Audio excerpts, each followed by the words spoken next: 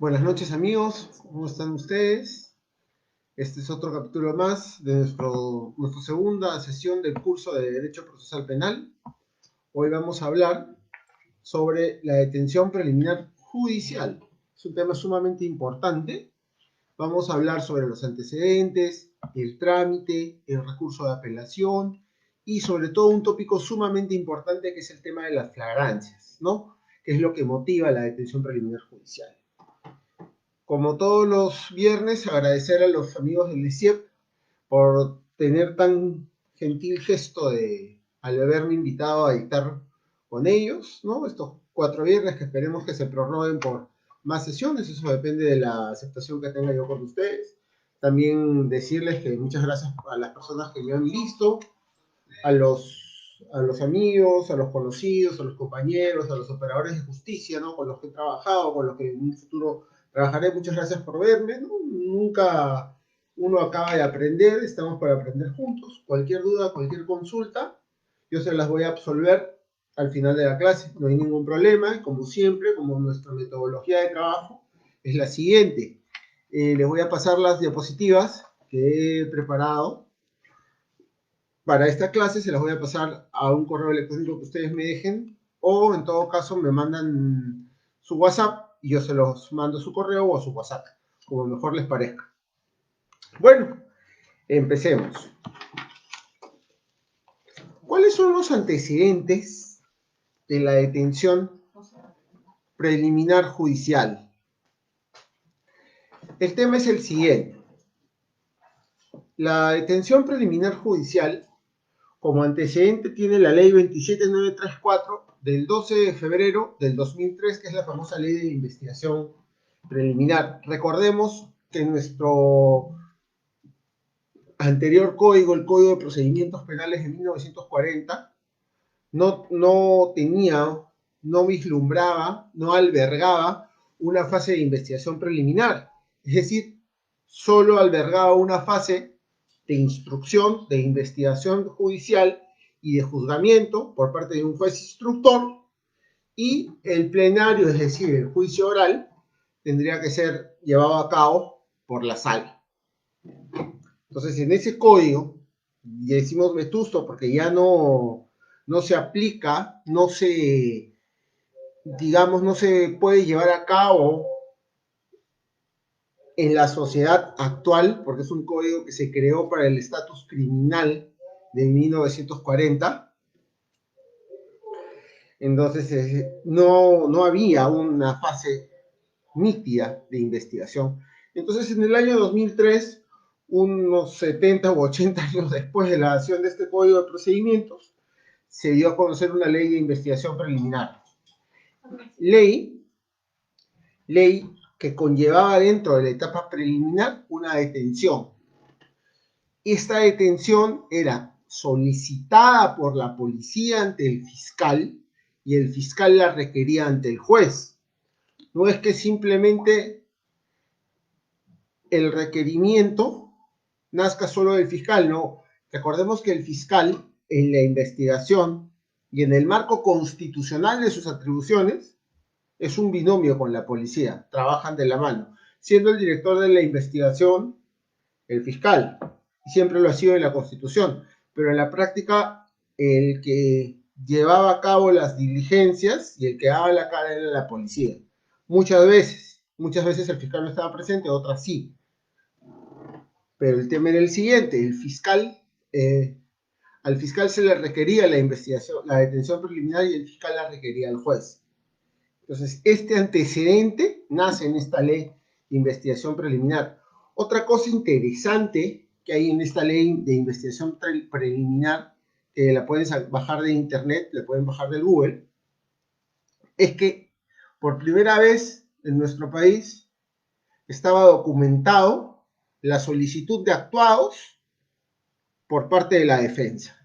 Si mal no recuerdo, en su artículo 7º u 8º, decía en esta ley que al abogado del imputado, es decir, a la defensa técnica, no con esas palabras, sino que al abogado del imputado se le debía proporcionar copia de todos los actuados. Entonces fue una innovación en esa época. Recordemos que ya estaba en vigencia el Código Procesal Penal de 1991, ¿no? Que también era una innovación en cuanto al principio no acusatorio de este Código Procesal del 91. Tenemos la cuestión prejudicial, la cuestión previa, y tenemos el principio de oportunidad, que fue uno de los aportes más grandes que tuvo este código en la ciencia procesal, ¿no? Entonces ya tenemos los antecedentes, dónde nace, ¿no? Entonces, vayamos al concepto de detención preliminar.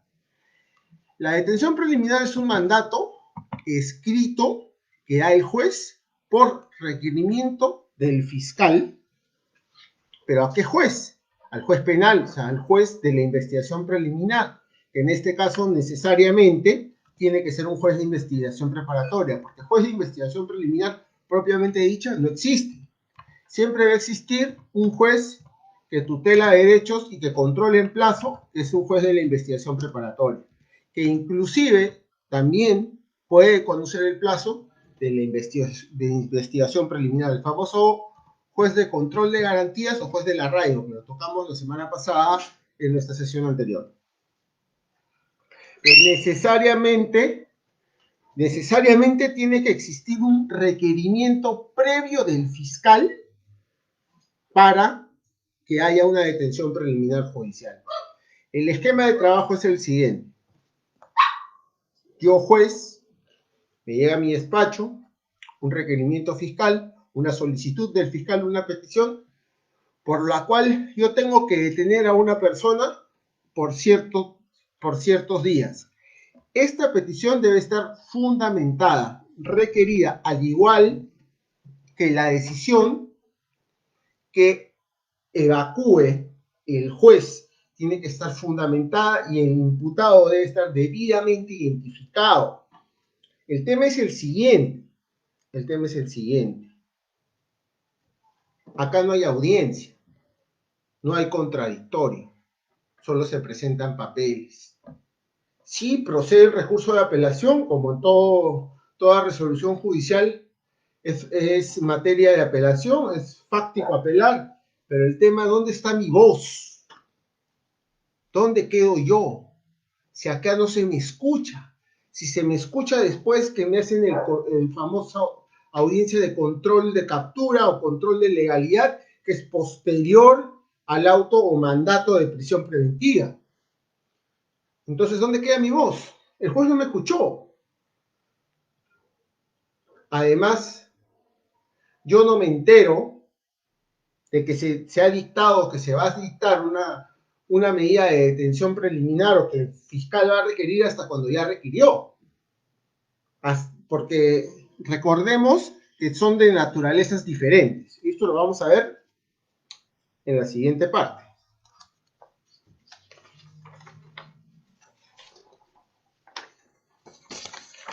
El artículo 261 del nuevo Código Procesal Penal me impone unos presupuestos que habilitan la detención. Recordemos que la detención etimológicamente es la limitación de la libertad de tránsito y de la libertad individual de una persona. A ver. Presupuestos habilitadores de la detención preliminar. El sorprendido en flagrante delito logra evitar su detención. Esa es la primera. Que el detenido se fugue de un centro de detención preliminar. La segunda. Y la tercera, que sin haber flagrancia delictiva exista peligro procesal y una pena mayor a los 4 años.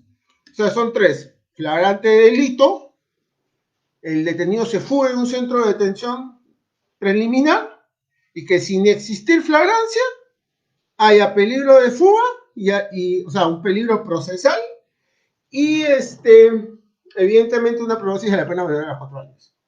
Pero, ¿qué es la flagrancia?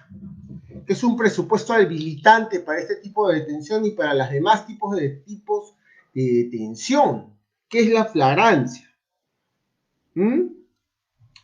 Nuestro Código Procesal, en su artículo 259, inciso 2, describe qué es la flagrancia. Básicamente es cuando a una persona se le detiene en el lugar de los hechos. Imaginemos que yo estoy caminando por la avenida Bancay a las 5 de la tarde, aparecen dos sujetos y me arrebatan mi celular. Se van corriendo, yo corro detrás de ellos, milagrosamente aparece un patrullero y los detiene. ¿Hay flagrancia? Sí, hay flagrancia, propiamente dicha. La otra alternativa es que los mismos sujetos se corren con mi celular y con mi billetera y son capturados segundos después por la policía. Se puede llamar o se podría llamar cuasi flagrancia. Y la presunción de flagrancia es cuando son detenidos horas después, no más de 24 horas, con los efectos del delito. Es decir, con mi celular y con mi billetera. Entonces, esos son los presupuestos habilitadores de la detención preliminar. También hay otros ítems que dice el mismo 259, inciso 2, ¿no? Cuando es perseguido y capturado inmediatamente después del hecho punible, cuando es sorprendido con los objetos del delito, lo que hemos hablado de tres clases de flagrancia. Flagrancia propiamente dicha, presunción de flagrancia y la cuasiflagrancia. Esos son los tres presupuestos habilitantes de la flagrancia o lo que es la flagrancia. Pero doctor, cuando una persona es detenida en flagrancia necesita orden judicial, no. Porque recordemos que ya hemos hablado la clase pasada de que la detención policial, su presupuesto habilitante es la flagrancia. Y no habíamos hablado de lo que es propiamente dicho la flagrancia, ¿no? Entonces, es importante saber qué significa la palabra flagrancia y qué objetos o elementos de convicción van a acompañar a esa conducta de flagrancia. Ya hemos hablado y lo tenemos que repetir lamentablemente porque todo lo que tiene que ver con detenciones tiene que ver con las famosas actas.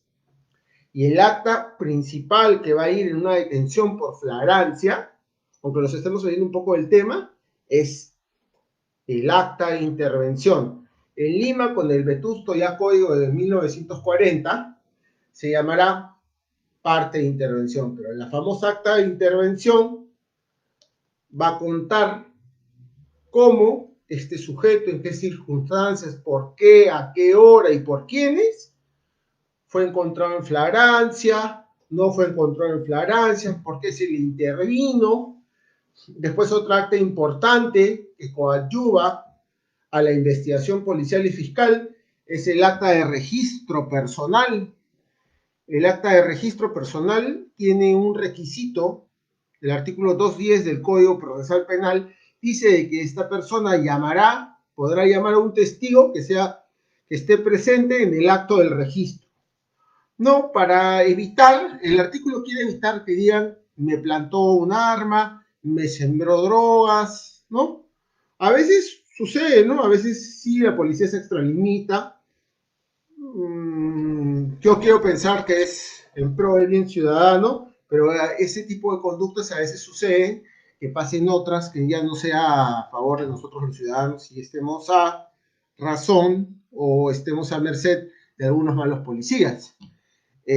Por eso existimos los abogados defensores, para defendernos a todos. Entonces, ya quedando claro el tema de la flagrancia y las actas en flagrancia, otro punto también que llama a hablar y tenemos que hablar dentro del tema de la flagrancia, es las actas. ¿Dónde se hacen, doctor? ¿Se hacen en la sede policial o se hacen en la sede policial o se hacen in situ? Claro, el acta de registro y el acta de intervención, el mismo articulado dice que se tiene que hacer en el acto, pero si media alguna razón operativa para no poder hacerlas, se tendrá que consignar en la misma acta. La mayoría de policías, las actas que yo he tenido a la vista dicen lo siguiente: se tuvo que redactar en la sede policial por salvaguardar la integridad de los integrantes del personal policial, por decirlo así, ¿no? Pero hay ciertos elementos de la policía que abusan de este tipo de prácticas y ponen un poco más de droga que encuentran o simplemente ponen droga cuando no encontraron droga, ¿no? Por el famoso tema de la producción. Lo que en México se conoce como la cuota de consignación, nosotros la llamamos producción. No, yo, como lo dije en las clases pasadas, he hablado con muchos policías que yo les decía, pero ¿por qué me lo consigues? ¿Por qué lo pones a disposición si el caballero estaba consumiendo droga, pero no es microcomercializador, presuntamente? Porque uno ya con la experiencia que tiene sabe quién es microcomercializador y sabe quién no es microcomercializador y sabes qué cantidad de droga se va a botar en la balanza y qué cantidad no se va a botar en la balanza. Entonces uno lo conoce con la experiencia. Entonces decían, no, doctor, es que la producción del comando pide resultados. Sí, pues, pero los resultados no se deben medir en cuánta cantidad de gente meto en la cárcel, sino cuánta labor de prevención hago y evitar que personas cometan delitos. No medirlas por cuánta gente detengo, cuántas personas detengo, ¿no? Eso no debe ser así. Ahora quiero hacerles un símil, ¿no? Entre la prisión preventiva y la detención preliminar judicial. ¿Cuáles son las diferencias? Una es una medida cautelar. O sea, la prisión preventiva es una medida cautelar. ¿Por qué? Porque se da en la etapa cautelar una vez formalizada y continuada la investigación preparatoria. O sea, cuando ya hay proceso, o sea, se da dentro del proceso. La medida de detención preliminar judicial es una medida precautelar, es decir, se da en la etapa de la investigación preliminar, cuando todavía no hay proceso, cuando hay actos iniciales de investigación o actos urgentes. En eso se da. No es que las dos se dan en etapa de formalización y conclusión de la investigación preparatoria, no. Se dan en etapas diferentes.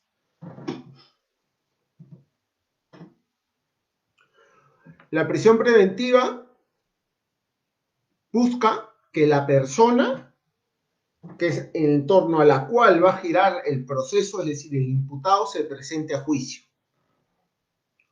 Y la detención preliminar judicial, lo único que va a buscar es asegurar los medios de prueba.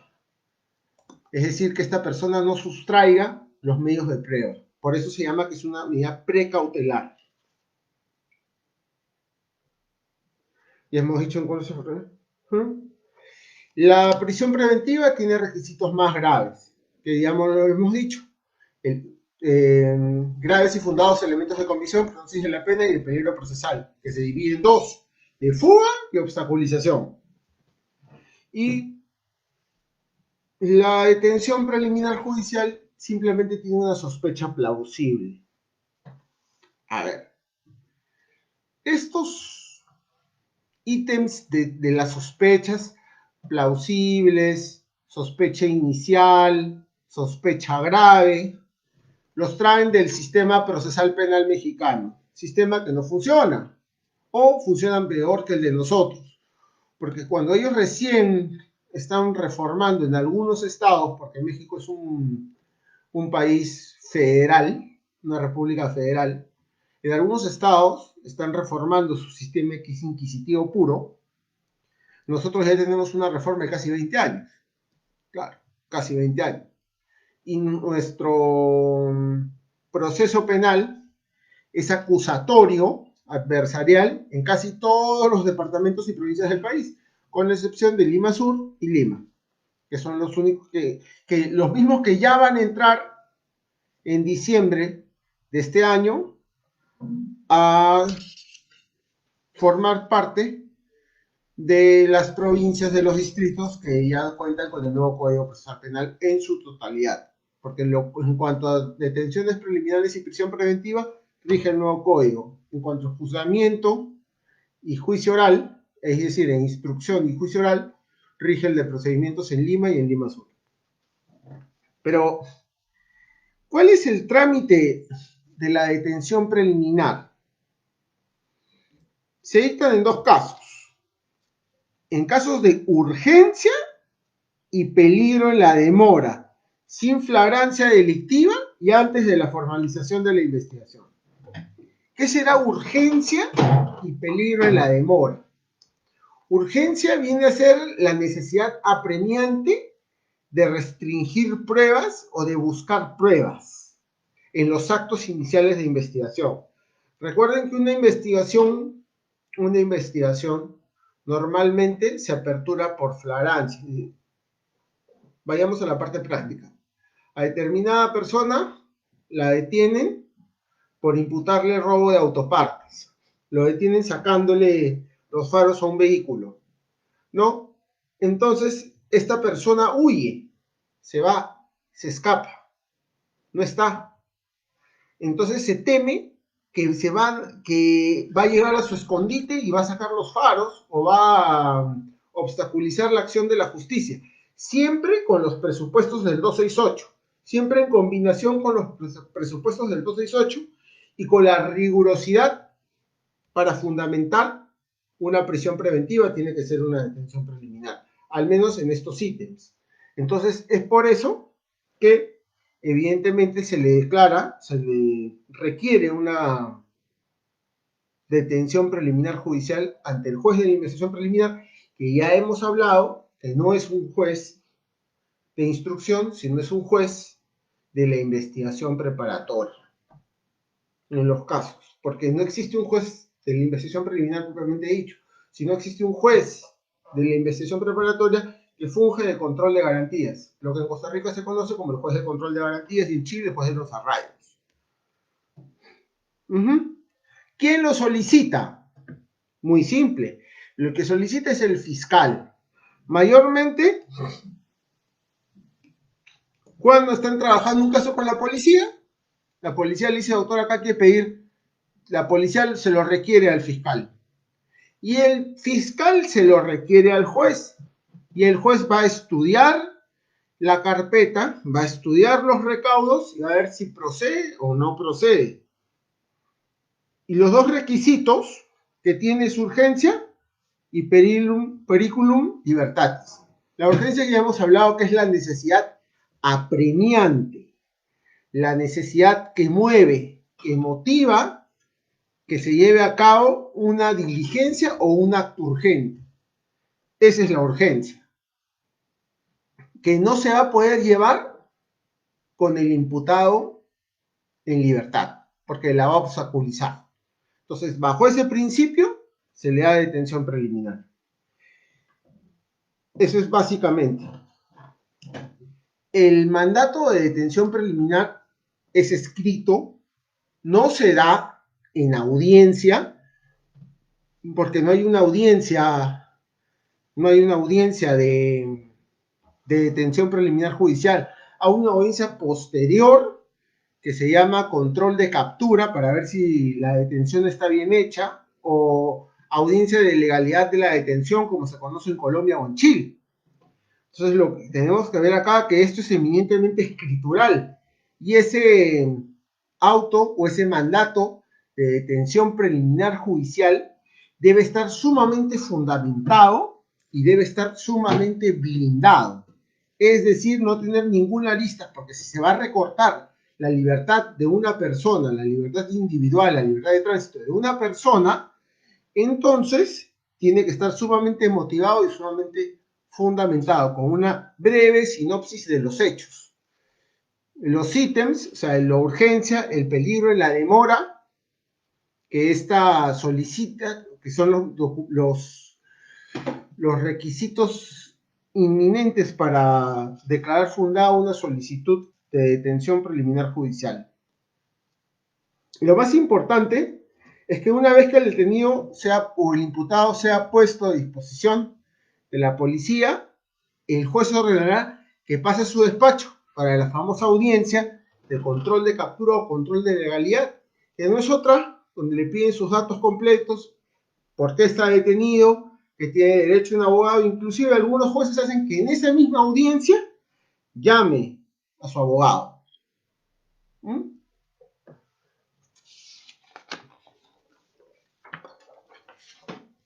¿Cuál es el plazo de la detención preliminar? ¿Cuál es el plazo de la detención preliminar? En un proceso común son 72 horas. De haber complejidad, 7 días. Si pertenezco a una organización criminal, 10. Y si cometo presuntos delitos de espionaje, terrorismo o tráfico ilícito de drogas, 15 días. Acá quiero hablar. La gente, sobre este plazo, es muy importante anotar lo siguiente. La gente piensa, básicamente el delito de tráfico ilícito de drogas, la gente piensa que porque le encuentran droga, se tiene que dar necesariamente los 15 días. Y que no puede declarar sin que la droga pase el pesaje.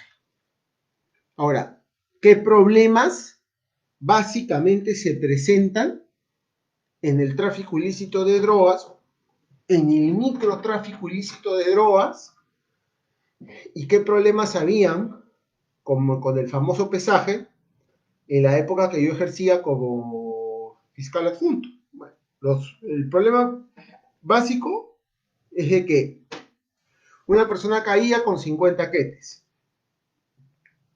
El imputado o el indiciado manifestaba que no eran 50, sino eran 20. Bueno, 30 de cortesía, tenemos 50. El tema es de que la de Pandro, ahora área antidrogas del Callao, tenía un sistema que se llama CIETIT, Sistema Integrado Especializado en Tráfico Ilícito de Drogas. Y en el CIETIT asignaban un cupo para el pesaje. Y ese cupo podía demorar más de los 15 días. Entonces se volaba en plazo. ¿Qué se hacía? Algunos fiscales, por iniciativa de algunos adjuntos del pool de fiscales, empezamos a hacer pruebas de campo. Es decir, se traía el reactivo, se ponía la muestra delante de su abogado defensor con la balanza, una prueba de campo con gente de la de Pandro, y se hacía una prueba, no llamarla informal, pero sino una prueba aproximativa, ¿no? Y en base a eso, se le continuaba manteniendo detenido o se le variaba la detención. Entonces, otro punto importante para darse cuenta de una persona, si que está inmersa o no en el tráfico ilícito de drogas, es que si se le encuentra con monedas, con moneditas. Uy, se pagó. Pero sí te verán, porque eso sigo viendo. ¿Sí? Sí. Puedes hablar. Me preguntas si se ven. ¿Me ven? ¿Se me ve? Continúa, porque se sigue viendo, ¿no? Bueno, entonces, el tema básicamente es ese, ¿no? Si a una persona se le detiene con moneditas o también se le pone en las actas que ha estado detenida con la famosa conducta sospechosa. Entonces uno le preguntaba al interviniente técnico, suboficial, teniente, ¿qué conducta sospechosa? No, es que ha visto a la policía y ha salido corriendo. Ya, pero ¿qué pasa? La policía inmediatamente que desciende del vehículo hace disparos al aire. Entonces, ¿quién no correría? Todo el mundo corre. Sí, pero le hicimos alerta de policía, le pusimos las señales, igual corrió. La gente se asusta. Eso no quiere decir que sea traficante. Eso no es una... Correr de la policía no es señal que te estás escondiendo de un delito. ¿O ustedes creen? Abro el tema de debate. ¿Correr de la policía es causa de detención? ¿Correr de la policía es indicio de cometer delito? Simplemente no me quiero detener. O por último, estoy haciendo footing. Eso no quiere decir que yo sea un delincuente, ¿no? Entonces, muchas veces, ya que estamos hablando de detención, muchas veces, los policías utilizan el tema del TIT para mantenerte detenido mientras te indagan por otros delitos. Por ejemplo, acá en Surquillo, que es donde yo vivo, hace ya 2 años, acuchillaron a un conocido doctor, ¿no? El doctor estaba saliendo de la consulta, pasaron unos muchachos, le quisieron robar su celular y lo acuchillaron. Se dieron a la fuga, a los 3, 4 días lo capturan al muchachito. Pero este señor no lo capturan por homicidio. Este señor lo encuentran ligando licor en la esquina, lo capturan y le encuentran droga. Ahora, la gente dice, ¿no? La policía lo soltó. No, perdón, la gente dice, el fiscal lo soltó. Sí, señor, el fiscal lo soltó. Claro, porque la droga que tenía era una droga que al momento que va a ir en la balanza se va a agotar por la cantidad, porque son 40, 50 ketes, y cada kete no tiene 1 gramo, tiene menos de 1 gramo. No vayan a pensar el doctor Sánchez Ugarriza es consumidor, no, sino que cuando uno trabaja en esto, cuando uno ve casos de tráfico, tiene que saber, ¿no? Eso no quiere decir que lo haya probado, no señor. El tema es el siguiente. Entonces, cada kete no tiene 1 gramo, tiene menos. Entonces, si aplicamos el método de Whitmark y agarramos los 40 ketes menos 1 gramo, no tenemos, y al momento que lo pasan por la balanza, no vamos a tener pero ni 5 gramos, lo cual vendría a ser considerado dosis de consumo. Entonces, este señor lo agarraron, dijeron, le hemos encontrado droga, el fiscal revisó los actuados, obviamente el fiscal desde la comodidad de su domicilio. ¿Por qué desde la comodidad de su domicilio? Porque la fiscalía ha sacado un protocolo no presencial para estar presente en las diligencias por WhatsApp, ¿no? Bueno, yo me imagino que no funciona bien, porque el fiscal debe estar presente, porque es el director de la investigación y uno no puede dirigir algo desde su casa. Pero bueno, está así, ¿no? Y tenemos que adecuarnos. Entonces, lo que yo les preguntaría es, ¿hizo bien este fiscal en soltar al muchachito? ¿O no hizo bien? Vamos a seguir con la clase y voy a querer que me respondan si hizo bien o no hizo bien. Usted, si hubiese sido el fiscal, ¿qué hubiese hecho? ¿Le hubiese dado libertad? ¿Lo hubiese indiciado? Ojo, que él no estaba siendo capturado por homicidio simple, ni por tentativa de homicidio, ni por robo agravado con lesiones. Él estaba siendo detenido por droga. Y si yo te detengo por droga, te tengo que indiciar por droga. Principio de congruencia. No es que, señor, no es que estamos en México, en Guatemala, que yo te detengo por A y te sentencio por Z. No. Si yo te detengo por A, te tengo que investigar por A, porque tus abogados van a pedir información y obviamente tú como operador de justicia, juez, fiscal, policía, les vas a decir, señor, se le está investigando por A. Y después, no señor, se le ha incoado proceso inmediato por Z. Es que nos hemos desvinculado, sí, pues, pero tú ya estás haciendo una defensa en cuanto a A, no a Z. Y eso va en contra del debido proceso, va en contra básicamente del debido proceso, ¿no? y de las reglas de Brey y de la igualdad de armas. Bueno, espero que haya quedado claro este tema de los delitos de espionaje, de terrorismo, básicamente, ¿no? Que es lo que les quería contar, les quería decir, un poco compartir la experiencia que yo he vivido a lo largo de mis 2 hermosos años en la fiscalía. Ya estamos a puertas de terminar un poquito el tema de la detención preliminar.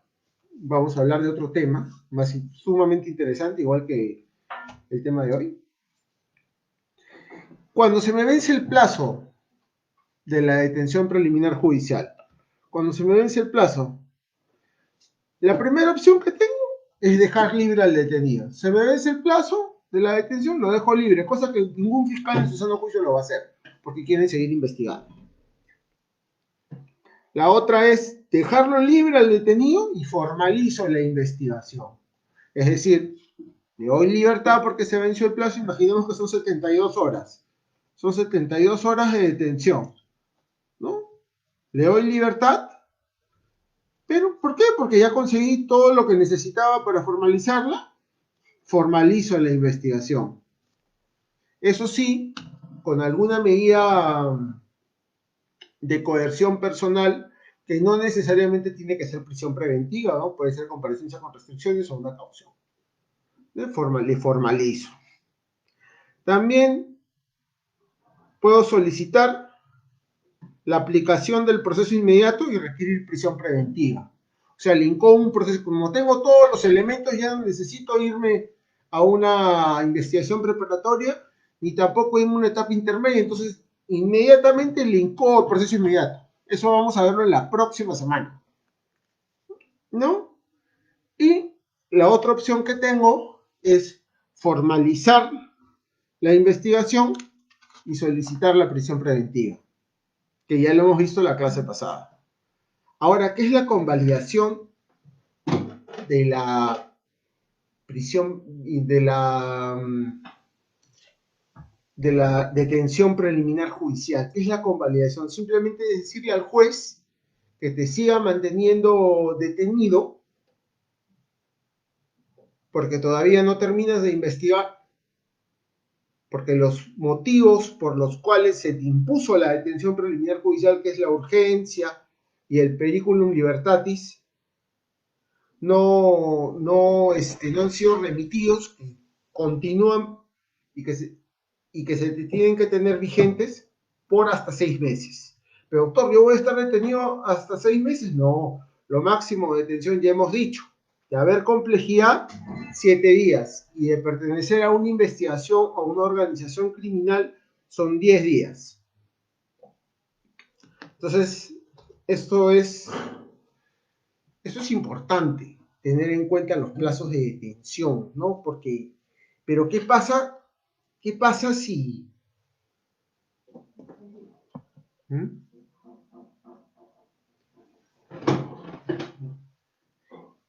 Quiero hacer una pregunta, a ver al auditorio, a ver si están atentos. ¿Qué pasa si se excede o si me excedo del plazo de detención? ¿Qué pasa? ¿Puedo mandar la pregunta? Yo lo puedo contestar. Ya. ¿Qué pasa si se excede el plazo de detención y no me libera? Y el fiscal no resuelve sobre el fondo de la detención, ni el juez tampoco. ¿Qué hago como defensa? Estamos llegando al final de este tema tan interesante.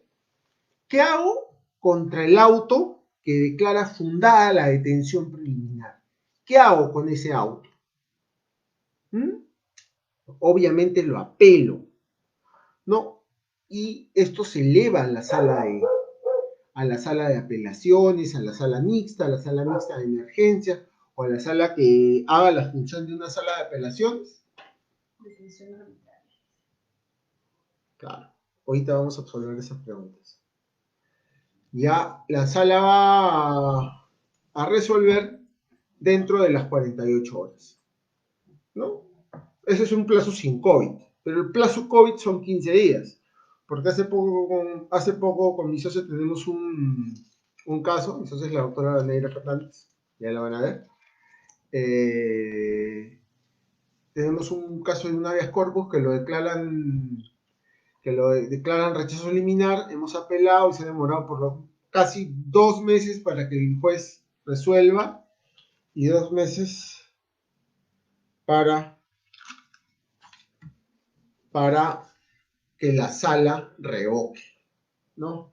Entonces esos plazos de 48 horas que nos da el código, con el famoso plazo COVID, el famoso el nuevo elemento de convicción y nuevo elemento de administración de justicia que el COVID, es un poco difícil. Bueno, vamos a absolver ahora sí las preguntas. Tenemos la respuesta de Katy, dice detención arbitraria. Claro, Katy, pero ¿qué hago yo contra la detención arbitraria? ¿Qué hago? Esa es la gran pregunta. Contra una detención arbitraria, ¿qué hago? Para esto vamos a hablar de lo siguiente, porque lo que ha dicho Katy es sumamente interesante. ¿Cuál es el plazo de detención? A ver, ¿cuál es el plazo de detención? Esa fue una pregunta que me le hicieron en mi curso de procesal constitucional. Es una pregunta que siempre va a estar vigente. En nuestro país, ¿cuál es el plazo de detención? ¿Respuestas? ¿Hay? Dependiendo del delito. Hay alguien que dice dependiendo del delito. Claro, todo es válido. Acá todos estamos por equivocarnos, ya. Pero ¿cuál es el plazo de detención? La Constitución me dice que tengo un plazo de detención. ¿Cuál es? ¿Mm? A ver, yo les digo. Originariamente, una persona debería estar detenida 24 horas. Pero sacaron cuentas de que 24 horas para hacer una investigación no alcanzaba. Entonces lo ampliaron al plazo legal de 48 horas. Ahora, ¿desde cuándo yo cuento ese plazo? Esa es otra pregunta que les hago. A ver, esto es sumamente dinámico. Pavel dice 48 horas. Pavel Bonilla, saludos. Doctor Pavel, ¿cómo sucede? Claro, 48 horas. ¿Y desde cuándo cuento el plazo, doctor? Eso usted nos enseñó en el turno. El plazo de detención se cuenta, hay dos vertientes. Desde que el sujeto es detenido o desde que le dan la papeleta de detención. Esa es la pregunta que quiero hacerles a las personas que me están escuchando. ¿Desde cuándo se cuenta la detención? ¿Desde que me dan mi papeleta de detención o desde que me detienen? Para mí, desde que lo detengo. Otros dicen desde que le leo sus derechos y le dan su papeleta de detención. Y otros dicen desde que el detenido es puesto por la unidad operativa a disposición de la unidad de investigaciones. Desde que privó de su libertad, dice Pablo. Exactamente, desde que es detenido. Coincido con el doctor Pavel Bonilla, ilustre fiscal provincial corporativo del Callao y un gran amigo, mandándole muchos saludos. Gracias por estar presente. Claro, desde que es privado de su libertad. Estoy totalmente de acuerdo con el doctor Pavel Bonilla. Totalmente. Ahora, otra preguntita más para la doctora Katy. ¿Y cuánto dura una detención arbitraria? ¿Mm? Una detención arbitraria no tiene duración porque es arbitraria. Entonces, ¿qué hago contra una detención arbitraria? Muy simple. Desde mi humilde punto de vista, puedo interponer un habeas corpus.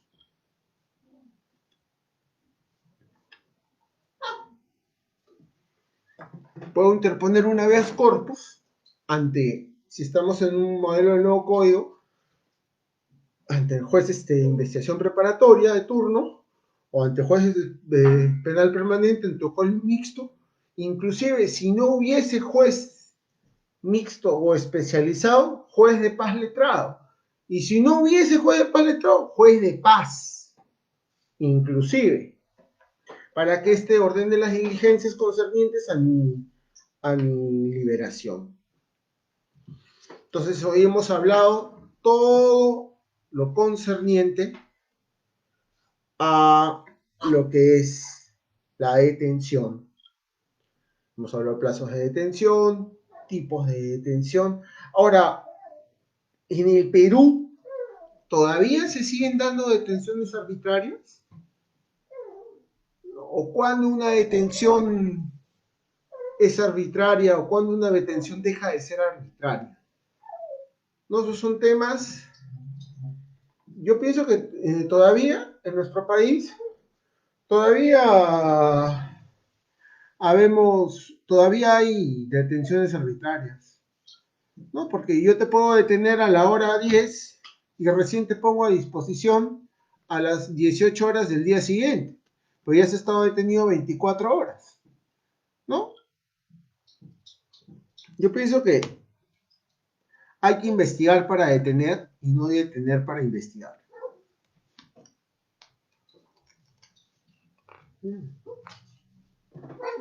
Bueno, entonces ya prácticamente hemos hablado de detención, en el caso de la detención preliminar judicial. Lo que nos tocaría la próxima clase, nuestra próxima sesión, es el famoso proceso inmediato, ¿no? Vamos a ver los requisitos del proceso inmediato. No, vamos a ver de qué se trata el proceso inmediato, el famoso juicio inmediato. Vamos a tocar el artículo 446, 445 del Código Procesal, los temas de la flagrancia, la cuasi flagrancia, ¿no? Básicamente va a ser un tema sumamente interesante. Después, la próxima sesión, vamos a hablar, la subsiguiente sesión ya vendría a ser nuestra última sesión. Ya depende de su apoyo, de sus listas, para solicitarle a la escuela hacer otro diplomado especializado ya con otros temas, ¿no? Pero vamos a hablar del robo agravado, tenencia ilegal de armas, tráfico ilícito de drogas, y un delito que a mí no puedo decir me gusta porque ningún delito es bonito, pero vendría a ser mi delito favorito, por decirlo así, no de cometerlo, sino de estudiarlo, de violación sexual. Podemos hablar de eso. También sobre unos ítems sobre el tráfico ilícito de drogas. No, cosas que nos sirvan. Ya se han dado cuenta que yo no soy dogmático, yo soy una persona práctica, porque en la práctica está todo. Por eso. Y por favor manden al correo para las PPTs. Bueno, esto ha sido todo por hoy. Muchas gracias por estar todos presentes. Me ha dado mucho gusto estar con ustedes la clase de hoy día. Manden por las PPTs. Ha durado poco por el tema, ¿no? Pero puedo quedar 5 minutos para responderles alguna otra inquietud. No hay ningún problema. Manden sus preguntas para aclararlas, para seguir haciendo un poco más de debate. ¿Hay preguntas?